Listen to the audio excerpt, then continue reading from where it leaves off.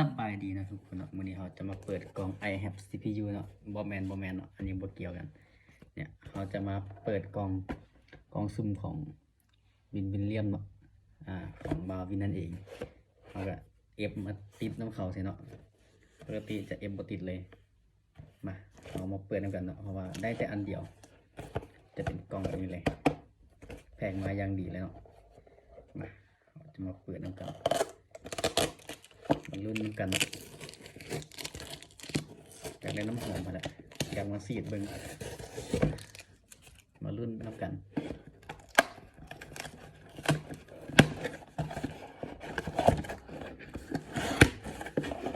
โอ้โหทุกคนเปิดมาแล้วเนาะได้น้ำหอมได้น้ำหอมนั่นเองในกล่องมีอย่างไรเนาะมาเบิ้งมืดสนิทบอมีอย่างเปล่าวางน้ำหอมน่าจะเป็นกลิ่นใหม่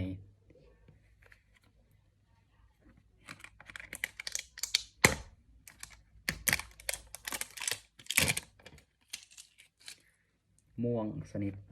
เดี๋ยวฟ้าสีฟ้าแกะน้ำกันเนาะว่าจะเป็นแบบไหนน้ำหอมเปิดมาแบบสิเนาะได้น้ำหอมกล่องหนึ่งกล่องสีฟ้าหรือออกม่วงๆนิดนึงเอฟน้ำหอมกระเด็ดกับน้ำหอมนะทุกคนมาลองดมเบิ่งกินมันจะเป็นยังไงน้ำหอมกับหอมเนี่ยสมกับน้ำหอมมาในกล่องมีอย่างเนาะ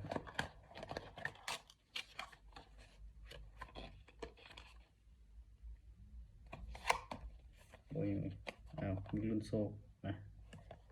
ใส่ขึ้น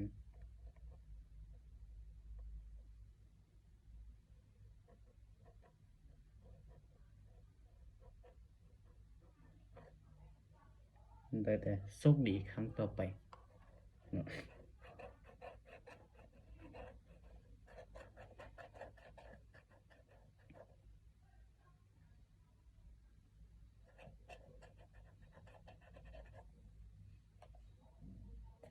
นี่แหละเราได้ประมาณนี้โชคดีอยู่แล้วเนาะ